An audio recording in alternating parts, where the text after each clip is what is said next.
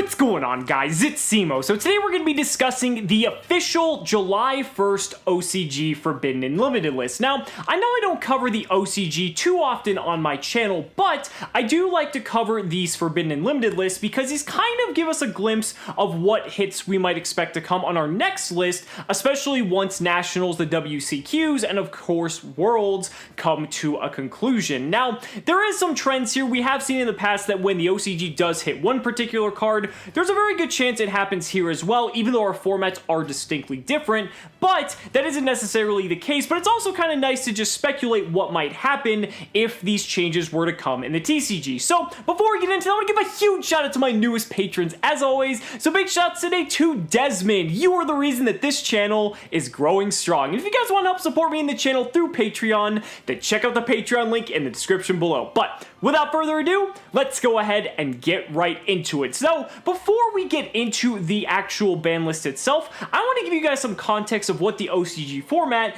is actually looking like. So here is a pie chart. I know you guys love your pie charts, and here is what's going on. So at the top of the pie chart, you see Sky Striker is dominating with about 40% of the metagame. Very similarly to how Sky Striker Trickstar is taking up about 40% of our current metagame. Then shortly following afterwards, we have Pendulum Magician, which is one of the stark differences between our two formats. Pendulum Magician is still playable, but in the OCG, they still have 3 copies of Astrograph Sorcerer and 1 copy of Double Iris, so that's kind of a very big deal in terms of the consistency. And they also have cards like Needle Fiber, Summon Sorceress, and all these other cards that can kind of just help facilitate a lot of the plays that Pendulum Magicians are capable of doing.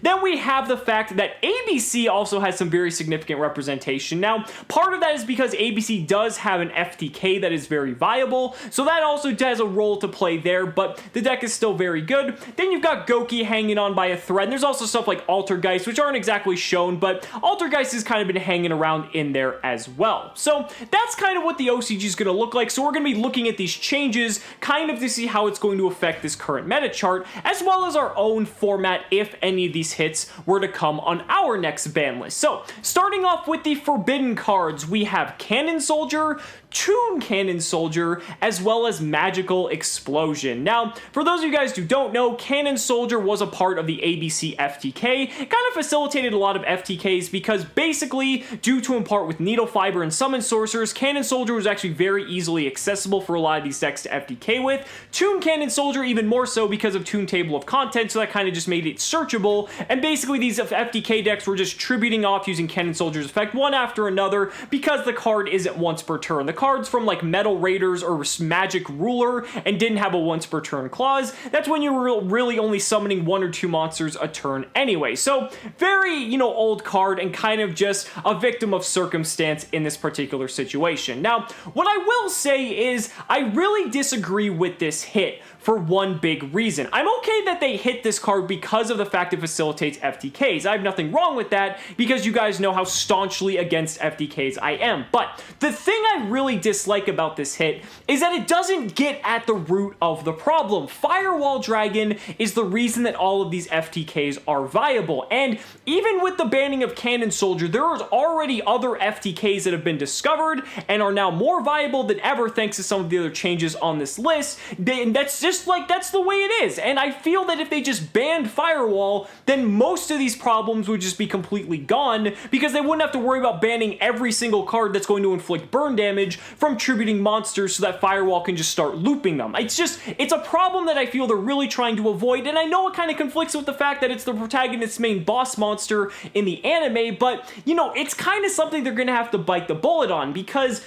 until something gets resolved here, this is just pretty much like slapping a band-aid on a gushing wound. It's not going to solve the problem in the long term until Firewall gets the axe. So that's the end of my rant. We're going to keep going back on with the ban list now. Magical Explosion is the other card that got banned. I'm perfectly okay with this. I played back when Magical Explosion FTK was a thing. You were just playing a ton of spell cards in a very Diamond Dew Turbo-esque type of deck, and it really wasn't no fun because you're pretty much turboing your entire deck into your graveyard, set Magical Explosion, then just flip them and kill your opponent. Yeah, seems fun, right? So I think I'm perfectly okay with this card getting banned. I don't really think anyone's gonna miss it.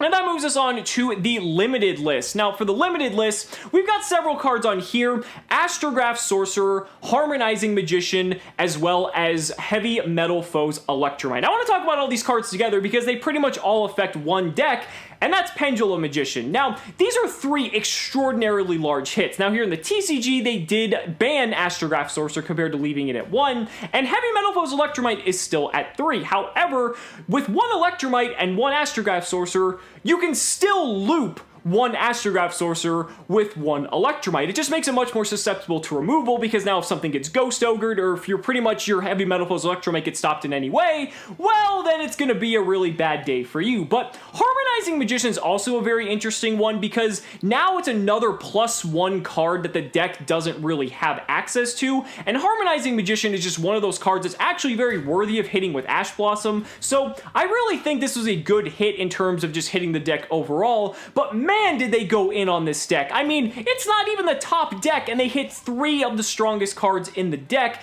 and you know, it kind of makes you think if they're going to hit something like Electromite next here in the TCG. With Astrograph being banned, I don't exactly think that'll happen, because Astrograph does help some other decks, but Pendulum's not even a tier deck at the moment. I mean, some people are trying to play it as a rogue strategy, and it did get a couple tops, but I really don't think it's something that is a glaring issue, at least for us at the current moment.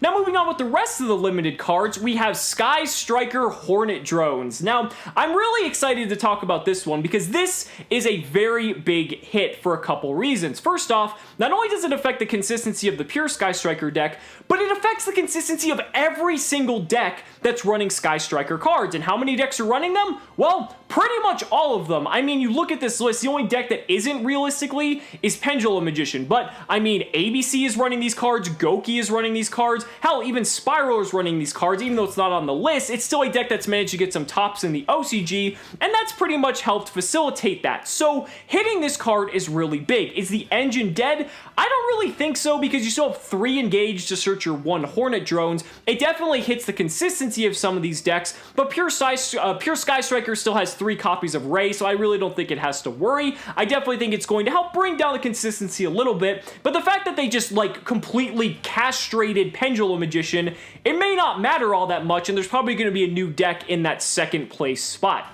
There's also set rotation. Set rotation's at 1 here in the TCG, and I'm perfectly okay with this. It's kind of one of those cards that's really unfair when you're in a very heavy field spell like format, because you're locking out the field spell and it kind of can just spell game over depending on the matchup, but it's also cool because it's a searchable card. It allows you to do some cool tricks and play a bunch of different field spells in particular decks. I think this is kind of a hit at ABC, so that's pretty good. I would say that, you know, if you're putting a check and balance on something other than the FTK, set rotation is probably the way to go. I'm perfectly okay with that. And that's going to move us on to the semi-limited list. Now, there's a lot of cards on this list. So we have El Shaddoll Construct and El Shaddoll Winda to start things off. This is huge. I mean, El Shaddoll Construct went to 1 on their previous list, and now it's already at 2. I mean, it's unfortunate it's still at 0 here in the TCG, but it's very close to becoming a 3 of again, and that's really amazing. Construct is one of the craziest, most powerful boss monsters in the game, and not to mention, Shaddoll Fusion is actually a very splashable card. The OCG has even splashed it in their side decks in tandem with Shekinaga to actually combat some of the current meta strategies. So it's not like Shaddoll Fusion's really gone anywhere, and I would just be absolutely in shock if we managed to get the card back here in the TCG. I think that's really exciting, gives Shaddoll players a little bit more hope, but we're really gonna have to wait and see.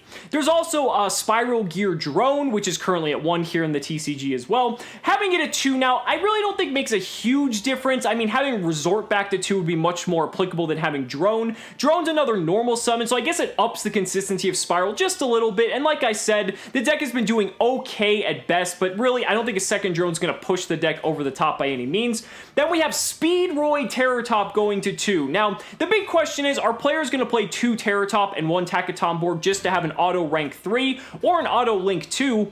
I think the answer is yes, especially since it can facilitate FTKs because of some of the cards it can go into. I think now that's definitely worth it because that's just such a powerful combination. Now, if it goes to 3, it's just going to go absolutely crazy, but I think 2 is enough copies that you might see people running it or at least testing it in the competitive scene.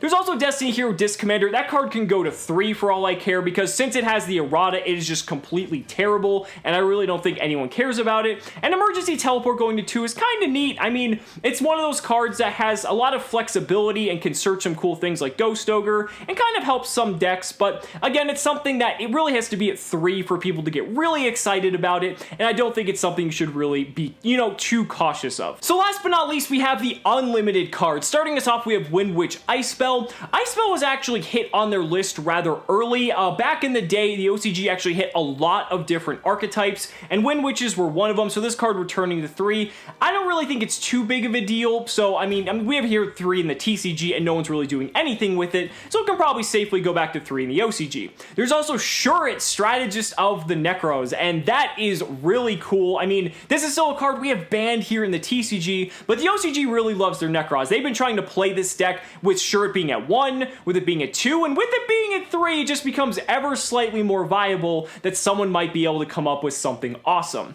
Mathematicians, another one. I'm just happy that this card's at 3 finally. This card doesn't need to be limited for any reason. It's a bit slow, but it's kind of a very good generic card that kind of works. It's very well-rounded, and I think it's one of those cards that doesn't really need to be hit, especially now that we're not in Shadal format or anything like that. Last but not least, Card of Demise, which we still have at 3 here in the TCG. I think that's okay. It was previously semi-limited, and there really aren't any Demise decks doing too much in the OCG. Same thing goes for True Draco Heritage. This was at 2 previously as well, and the thing is, they actually have Diagram banned in addition to Masterpiece, whereas for us, we still have Diagram at 3. Now, Draco's actually doing something here in the TCG, which is pretty cool, but I think without Diagram, they really shouldn't have anything to worry about, but it might be cool to see if one day they do bring back Diagram, just to see the effect it has on their format. So, overall, my thoughts are, I think it's an okay list. I think that it doesn't really address the FTK problem, and realistically, Sky Striker went completely unchecked. This is still going to be the most dominant deck, and it's just going to further assert its dominance because ABC and Pendulum Magicians just got completely hit by this ban list even harder than Sky Striker in comparison, and they must be really pushing for the Sky Strikers to be very powerful, but we'll just have to see what other strategies emerge as the OCG evolves into this new July format. But guys, those are just my thoughts. Let me know down in the comments what you guys think about this list and some of these changes and how they might impact the TCG if we see these changes, towards the end of the summer. I'd really love to hear your thoughts. Guys, thank you so much for watching the video. Be sure to like the video as always. Subscribe to the channel for more amazing Yu-Gi-Oh content. And if you found this video helpful, consider backing me on Patreon, because just by pledging only $1 a month, you're investing in my ability to continue bringing you amazing Yu-Gi-Oh content. So thanks so much again, and we'll see you next time.